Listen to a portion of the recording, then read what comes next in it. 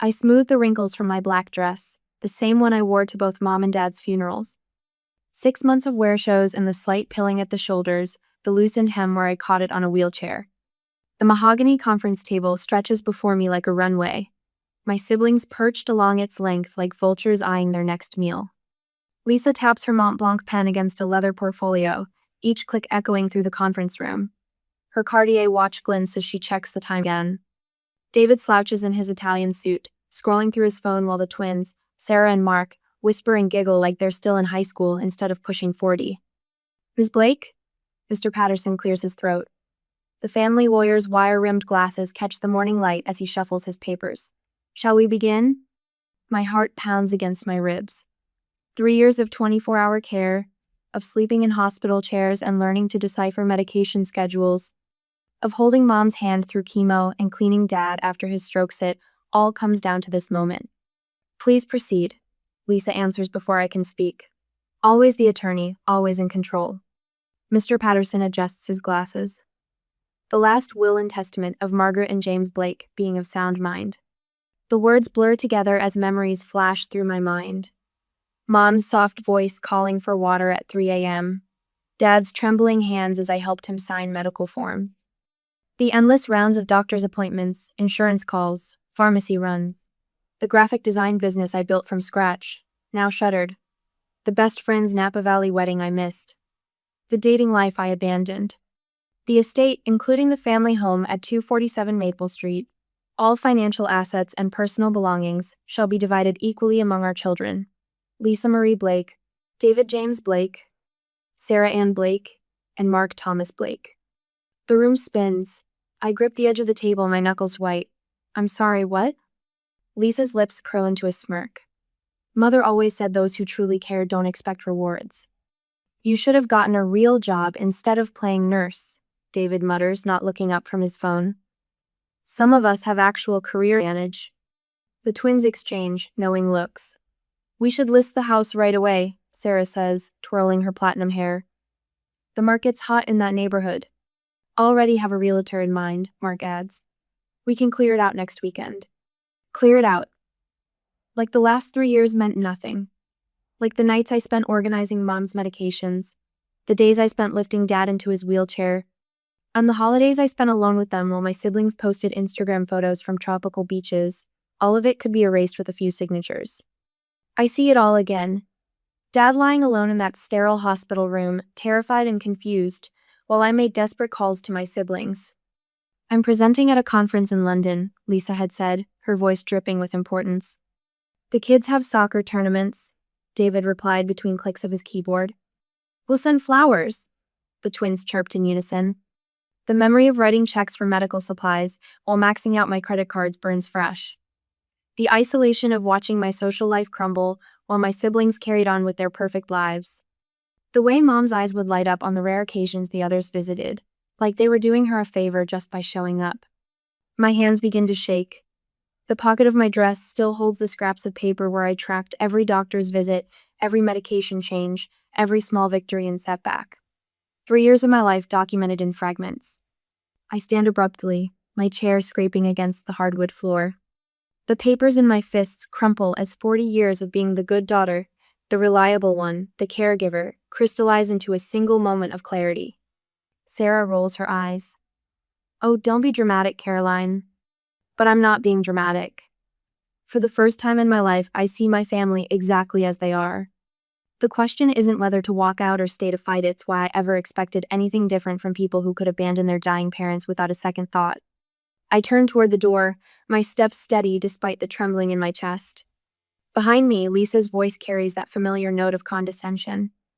I suppose we'll have to handle the estate sale without her. The words float past me like autumn leaves, no longer able to cut. I've spent my life trying to earn their approval, trying to be the daughter my parents deserved. But standing here in this moment, I realize I've been measuring myself against the wrong standards. My hand closes around the doorknob. The choice I'm about to make will change everything, but then again, everything already has. When grief rips through your life, the smallest objects become sacred. After the will was read, at home later that day, Mom's hat box sits in my lap. Its faded pink flowers a time capsule of better days. Stacks of papers surround me on the attic floor: medical bills, insurance forms, sympathy cards. The twins want everything cleared by tomorrow. Under tissue paper and old photos, my fingers brush leather. A journal. The simple brown cover bears Mom's initials in gold. MRB. Margaret Rose Blake. My throat tightens as I lift it out. Mom's familiar cursive fills the pages, each entry dated over the past 3 years. I flip to the beginning, where her handwriting still flows steady and strong. May 15, 2022. Lisa called today. She says Caroline quit her business to take advantage of us, that she wants control of our finances. I told Lisa she must be mistaken. Caroline handles all our medical appointments, the shopping, everything. But Lisa showed me Caroline's credit card statements. So many charges. Lisa says we need to protect ourselves. The journal slips from my hands. My fingers go numb. Those charges were for hospital parking, pharmacy runs, medical supplies insurance wouldn't cover. Lisa knew. She had to know. I force myself to keep reading. Entry after entry reveals Lisa's poison, dripping into Mom's mind while I changed bed sheets and crushed medications into applesauce. The 3rd of August, 2022. David says we should update our will. He knows people who can help make sure Caroline can't access anything once we're gone. It breaks my heart, but we have to think of the other children too. My phone buzzes. A text from Lisa.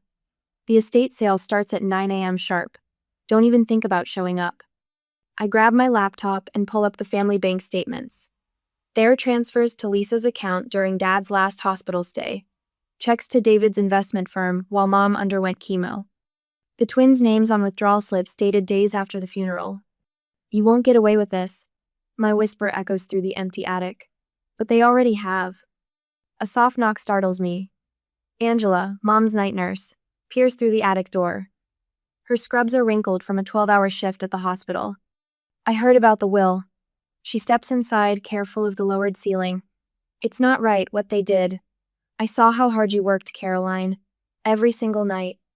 They told Mom I was stealing from her. My voice cracks, while I maxed out my cards paying for her care. Angela's dark eyes flash. I kept records, you know. Every medication, every treatment you handled, every time your siblings said they were too busy to help. She pulls out her phone. The state takes elder abuse seriously, financial exploitation too. Before I can respond, my phone chimes with another text. Mrs. Henderson, Mom's best friend from church. Meet me for coffee tomorrow. I have things you need to hear. A third message appears. Jake, my former lead client. Still need that website redesign. Can work remote, just say the word. Footsteps thunder up the attic stairs.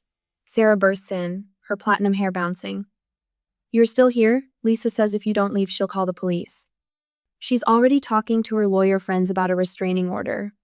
I clutch Mom's journal tighter. I have every right to be here.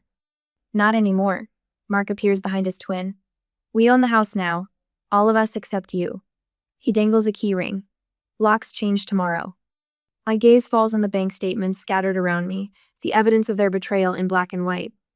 You think you've won? Sarah rolls her eyes. Give it up, Caroline. No one will believe the jealous little sister who couldn't hack it in the real world. My credit cards are maxed, my savings depleted. But Mom's journal burns in my hands like a torch, illuminating the truth. I gather the statements and photos, sliding them into my bag with the journal. Angela watches from the doorway, phone still recording. My siblings may own the house, but they don't own my dignity.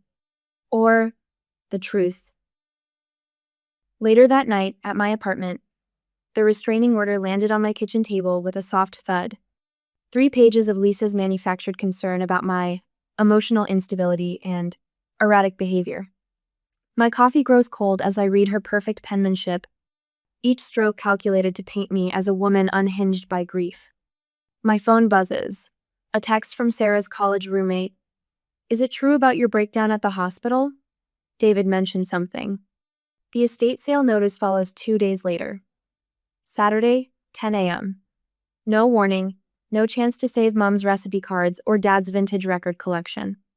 I drive past the house at dawn, watching strangers paw through 30 years of memories. A woman carries out Mom's cherished Hummel figurines. A teenager struggles with dad's leather armchair, the one where he taught me to read. My throat burns. I pull over, hands trembling on the steering wheel, and reach for my phone. The camera steadies me as I document everything. The overflowing dumpster of family photos, the pile of dad's books headed for recycling, Lisa supervising it all in her tailored pantsuit.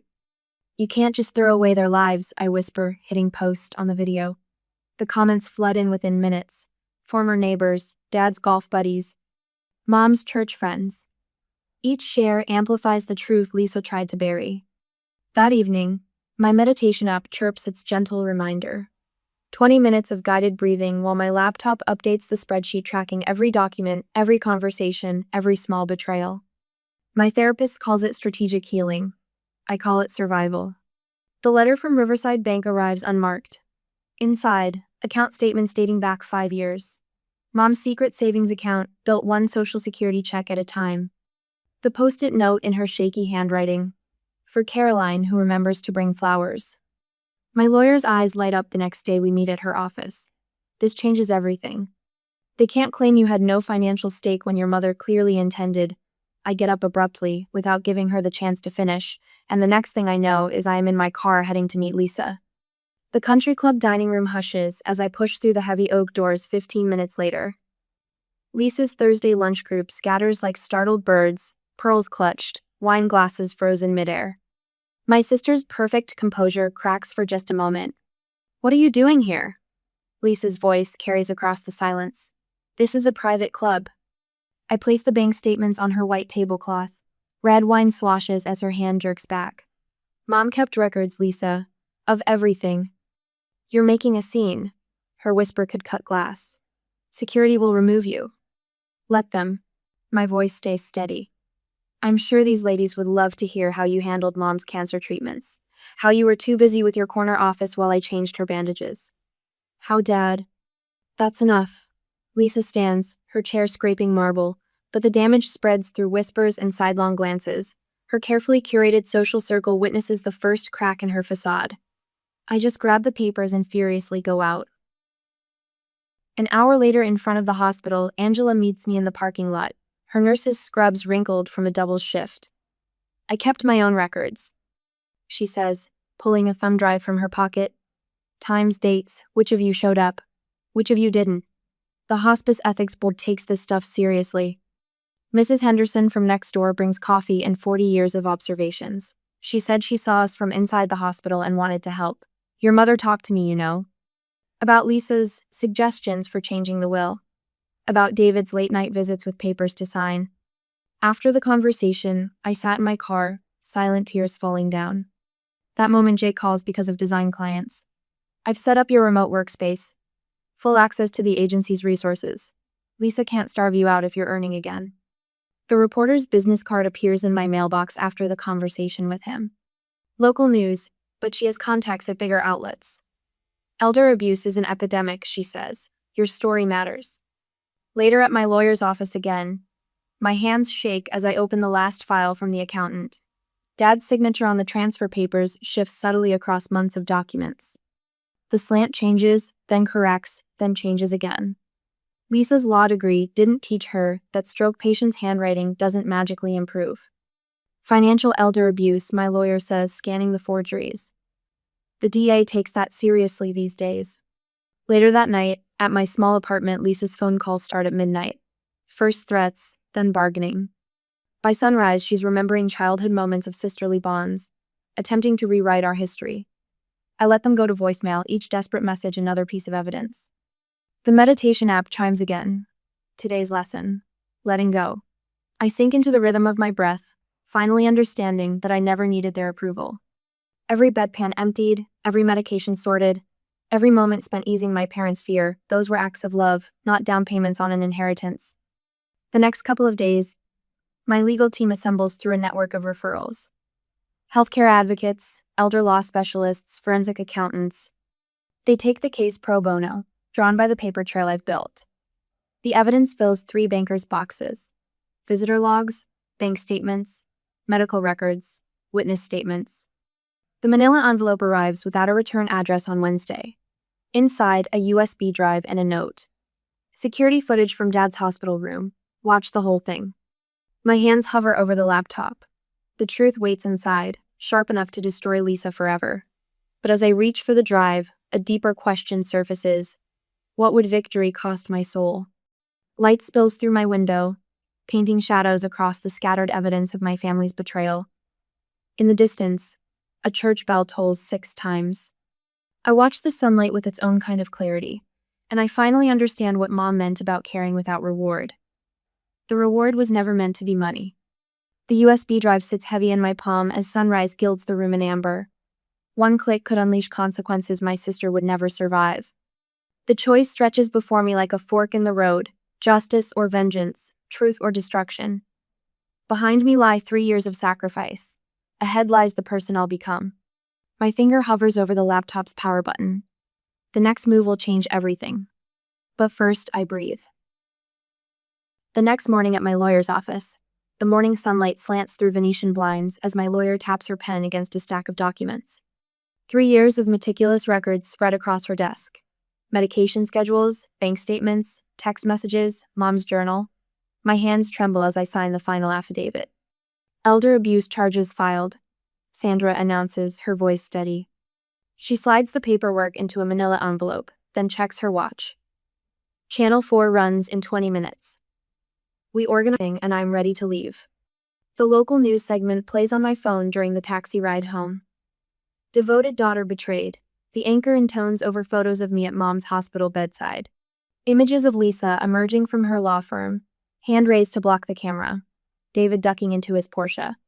The twins scurrying through the country club parking lot. My social media notifications explode. Old high school friends sharing the story. Mom's Bridge Club members expressing outrage. Justice for Caroline trends locally, then regionally. Each share chips away at the perfect facade my siblings spent decades building. Lisa's response comes within hours. A press release calling me unstable, describing fabricated incidents of emotional outbursts. Her voicemail crackles with rage. You ungrateful little parasite. I'll make sure you never work in this state again. David takes a different approach. The hospice nurse who witnessed his absence during Dad's final days calls to tell me he offered her $10,000 to change her story. He said it would be better for everyone, Angela says. I told him I'd already given my sworn statement. The twins pivot fastest. Sarah's tearful Instagram video claims she always supported dear Caroline, but was manipulated by Lisa's lies. Mark echoes the sentiment on LinkedIn, carefully distancing himself from our older siblings, while painting himself as an unwitting pawn. Their synchronized damage control backfires spectacularly. Former classmates flood the comments with memories of their casual cruelty. Screenshots of their mocking texts during Mom's chemo circulate. Their carefully curated social circles crumble. This is how my life is these days. In the next couple of days, the dominoes fall faster than I anticipated. Lisa's law firm launches an internal investigation into potential ethics violations. Her largest corporate client places her on temporary leave. The Bar Association requests an urgency hearing. David's financial advisory practice bleeds clients daily. His biggest account, a local real estate developer, publicly severs ties. The SEC takes sudden interest in his trading patterns during the period he managed our parents' accounts. The twins face their own reckoning. Sarah's interior design clients cancel contracts. Mark's partners at the boutique advertising agency vote to buy out his stake. Their children come home crying after seeing social media posts about their parents abandoning their dying grandparents. My phone buzzes with a text from Mrs. Henderson, Mom's oldest friend. The club board met this morning. Lisa's membership has been suspended pending review. The message includes a photo of Lisa's reserved parking space, now marked visitor only. Support flows in from unexpected places. A crowdfunding campaign for my legal fees hit 6 figures in 3 days. Local businesses offer free services. Former patients' families share stories of my dedication, flooding review sites with testimonials about the care I provided while my siblings vacationed. A month later, the courthouse steps swarm with reporters when the judge grants me temporary control of the estate. Sandra's heels click against marble as we exit through a side door. The court recognized the clear pattern of exploitation, she explains. Your documentation made the difference. Lisa storms out of her law firm that afternoon, designer handbags swinging like a weapon. The managing partner's memo circulates minutes later. Suspended pending completion of ethics investigation. Her paralegal forwards me security footage of her trashing her office, screaming about family loyalty. David's response proves equally unstable. He shows up at my door past midnight, reeking of scotch. "You could have just asked for money," he slurs. "Now everything's ruined." The next morning, his biggest remaining client terminates their relationship. The twins attempt damage control through their children. "Aunt Caroline," Sarah's daughter sobs into my voicemail. "Mom says we'll have to leave our house if you don't stop." Mark's son sends similar messages, each more desperate than the last. I save every call, every message, every scrap of evidence. The stack grows daily, a monument to years of manipulation finally exposed. My therapist warns me about letting vengeance consume me. "Remember why you started this," she says.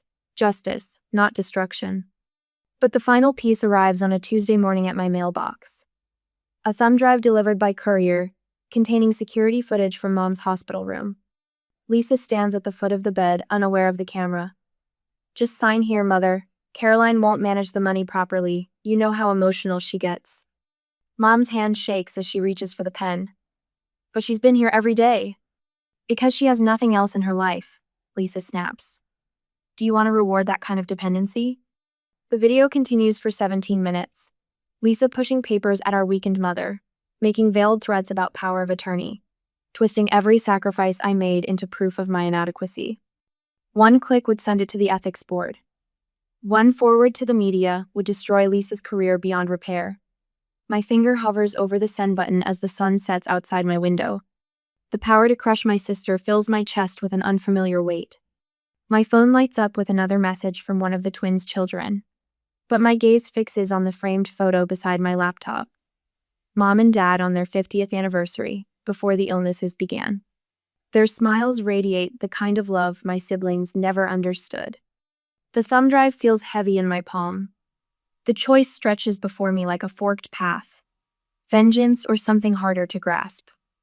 The truth about family lies somewhere in the space between justice and mercy. I open my email and begin to type. 2 days later, we gathered again at the lawyer's office. Lisa's Mont Blanc pen taps against the mahogany conference table. Her Cartier watch catches the afternoon sun as she slides a thick manila envelope toward me. 25% of the estate. Signed today, and this all goes away. David leans forward in his Italian suit, his cologne thick enough to choke on. "Think about healing, Caroline. About family." His words drip with the same false concern he used when explaining why he couldn't visit Dad in the hospital. The twins hover by the window, Sarah's platinum hair gleaming as she exchanges worried glances with Mark. "My kids keep asking about Aunt Caroline," she whispers just loud enough for me to hear. "They miss you." My fingers trace the edge of the envelope. 3 years of 24-hour care reduced to a number on a check. The memory of Mom's hand in mine during her final chemotherapy session floods back her papery skin, the quiet strength in her grip, the way she smiled even through the pain. "The offer expires at 5, Lisa announces, checking her watch again. "I'd hate to see you face a countersuit for defamation. My firm has quite the track record with those." David's phone appears in his hand like a shield. "I have Dr. Matthews on speed dial. He's happy to testify about your mental state during Mom and Dad's illness. The stress, the isolation, who could blame you for breaking down?" A manila envelope slides across the table from Mark. "Someone left this at my house."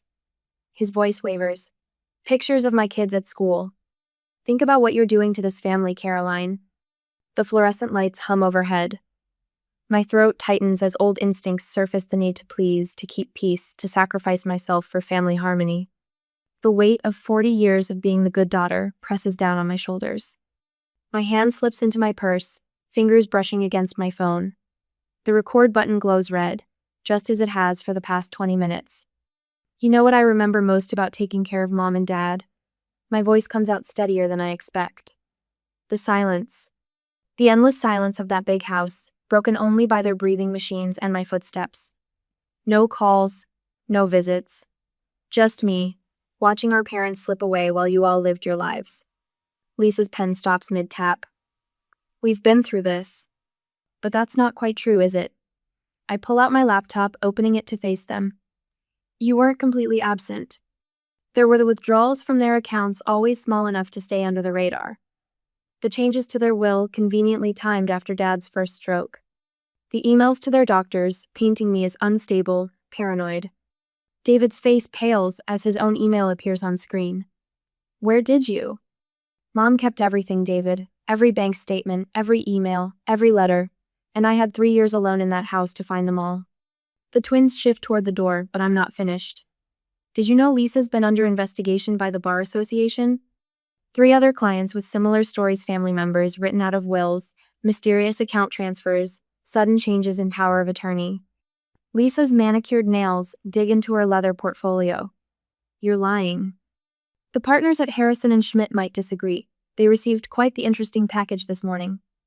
I turned to David. Just like the SEC received documentation about certain creative accounting practices at Blake Financial. Funny how patterns emerge when you start looking. Sarah's designer heels click against the floor as she backs away. Mark, we should. Sit down. My voice cracks like a whip. You don't get to run from this. Not anymore. The conference room door opens. A man in a press suit enters, followed by 2 others. Miss Blake, I'm Special Agent Thompson. We'd like to ask you all some questions about the estate of Margaret and James Blake. Lisa lunges for her phone. The agent's hand closes over it. That won't be necessary, Miss Blake. We have everything we need right here. The next hour unfolds like a scene from the crime shows Dad used to love. Agents documenting evidence. Lisa's perfectly crafted mask crumbling as they detail the pattern of elder abuse spanning multiple clients. David slumping in his chair as his financial house of cards collapses. It was supposed to be mine. Lisa's voice breaks. Her mascara leaves black trails down her cheeks. I was the successful one. The one who made something of herself. But they always loved you more. Always talked about sweet Caroline, artistic Caroline, caring Caroline. David stares at his hands. The gambling started small. Just a way to blow off steam. Then the market crashed, and clients started asking questions. I needed the money. Just to keep things afloat. We didn't know. The twins speak in unison like they did as children. Lisa said you were taking advantage of them, that you were turning them against us. I stand, gathering my evidence into my briefcase. The leather is worn, scuffed from countless trips to doctors' offices and hospital rooms. You had 3 years to see the truth. 3 years to show up, to help, to be family. You chose this. The agents lead my siblings away. Through the conference room windows, I watch reporters gathering, cameras ready. By nightfall, the Blake family name will be splashed across every news channel in Connecticut. My phone buzzes a text from Nurse Angela. You did it. They're finally facing justice. But as I watch my family being escorted to waiting cars, handcuffs glinting in the afternoon sun, a hollow ache spreads through my chest. I've won everything: the house, the estate, the truth exposed at last. Standing alone in the conference room, I remember Mom's last coherent words. Love them anyway, Caroline. Family is all we have. The setting sun paints the mahogany table blood red. I've won the battle for justice, but the cost stretches before me like a shadow with no end. The choice I've made will define not just my future, but my soul. My fingers brush the silver locket at my throat, Mom's last Christmas gift. Inside, a tiny photo of all of us as children, smiling, innocent, whole. I close it with a soft click that echoes through the empty room. Some victories taste like ashes. Some truths cut deeper than lies. But as I shoulder my briefcase and walk toward the door, I know I've chosen the only path I could live with. Behind me, Lisa's Mont Blanc pen lies abandoned on the table, its golden nib catching the last ray of sunlight like a tear. 6 months later, the sunlight streaming through floor-to-ceiling windows bathes my new office in golden warmth. I pause at my desk, fingers hovering over the keyboard as I admire the hand-painted sign above my door. Blake Senior Care Advocacy Center. 6 months after the courtroom showdown, In the Family home has transformed into something Mom and Dad would have truly appreciated. My phone buzzes. Another desperate daughter seeking guidance about her parents' care. I don't know what to do, she whispers.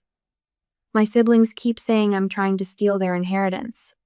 Come in tomorrow at 10, I tell her, my voice steady with the confidence that once eluded me. Bring any documentation you have. We'll figure this out together.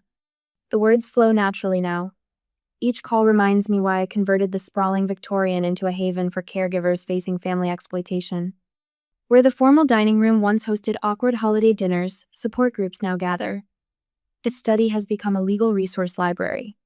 Mom's Garden supplies fresh herbs for the cooking classes, teaching nutritious meals for special diets. A knock at my door pulls me from my thoughts. Caroline? Angela peeks in, her nurse's scrubs replaced by a sharp blazer. She transitioned from bedside care to leading our medical advocacy program 3 months ago. Letter from the Times is here for your interview. I stand, smoothing my emerald silk blouse, a color I never dared wear in my caregiver days of practical blacks and grays. Send her in. The reporter's first question cuts straight to the heart. What made you choose helping others over pursuing further legal action against your siblings? I consider the framed photo on my desk, Mom and Dad on their 50th anniversary, their smiles radiant. Revenge would have made me like them. This way, their legacy creates positive change. After the interview, I check my calendar. Dinner with Jake tonight. Our relationship bloomed slowly from friendship into romance, built on his unwavering support during my darkest days. He never saw me as broken or bitter, just becoming. My therapist says that's the difference surrounding myself with people who value growth over judgment. Weekly sessions helped me understand how decades of family dynamics shaped my self-worth. Now I recognize manipulation before it takes root. The afternoon brings a call that tests my progress. Caroline? It's about Aunt Margaret. She's had a stroke. Lisa's voice, sharp with calculated concern. The old Caroline would have dropped everything, rushed to be the family savior. Instead, I take a deep breath. I'm sorry to hear that. I'll send information about reputable care facilities and can recommend some excellent home health agencies. But I won't be taking on her care personally. But you're so good at this sort of thing, Lisa presses, familiar manipulation coating her words like honey. Yes, I am. That's why I run an advocacy center helping hundreds of families navigate elder care with dignity. I'll email you our resources. Professional, firm, free. After hanging up, I don't feel guilty. Growth. The late afternoon sun casts long shadows as I lead our newest support group. 10 faces reflect variations of my past self-exhausted caregivers fighting family battles on multiple fronts. I share my story, but more importantly, I share solutions. Legal strategies, self-care techniques, ways to recognize financial abuse before it depletes savings accounts. You're not alone, I tell them, meaning it. And you deserve better than martyrdom. A woman with silver-streaked hair wipes her eyes. I never thought anyone would understand. I did. That's why the center exists. That's why I published the guide for caregivers that sits on my desk, its first chapter dedicated to recognizing exploitation. That's why I fly across the country speaking at senior care conferences, sharing warning signs I wish I'd known 3 years ago. Later, as the sunset paints the sky in shades of pink and gold, I make my weekly visit to the cemetery. The polished granite headstones gleam, fresh flowers brightening the growing shadows. I trace the familiar names with gentle fingers. I kept my promise, I whisper. I cared for you until the end, but you taught me something too, that true inheritance isn't money or property, it's integrity. It's using pain to prevent others from suffering the same fate. Crickets chirp their evening song as I stand. The woman who once wore a black dress like armor now walks with straight shoulders, head high. My chosen family waits Jake with his patient smile, Angela with her fierce loyalty, support group members becoming friends, a community built on understanding instead of obligation. I am Caroline Blake. I chose love over greed, integrity over inheritance, freedom over family chains. The path cost me a fortune, but gave me something more valuable, myself. Walking to my car, I spot a familiar face hurrying toward the center's evening workshop. Another caregiver seeking light in the darkness. Another chance to turn family betrayal into community healing. I smile, knowing exactly how to help her begin,